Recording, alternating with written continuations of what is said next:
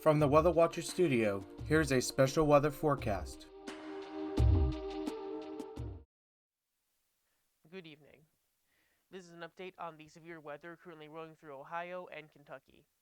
So these are the severe thunderstorm warnings. We got two big severe thunderstorms, one around Cambridge, Ohio, and the other one in more rural areas in southern Ohio near the West Virginia border. There are also a few tornado warnings on the map.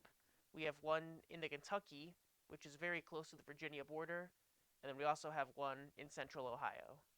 These are both radar indicated threats at this time. There are no confirmed tornadoes on the ground, and the one in Kentucky, this warning is going to last for another 19 minutes, and this one's going to last for another 30 minutes. Let's take a look at the reflectivity.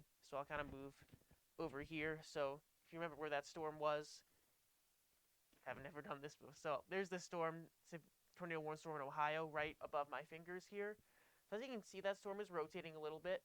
That storm, it definitely has somewhat of a hook echo formation, not necessarily as well defined as it could be. And then let's take a look at the storm down here in Kentucky. Similar situation there. You see a little bit of a hook there, actually. If you look really closely, there's, like right there, it's kind of cupped, and you can see a little bit of red kind of coming out of the main red blob there. Let's take a look at the super res velocity.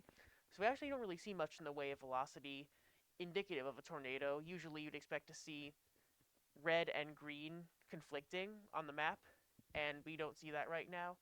We also don't see it really for the storm down here in Kentucky.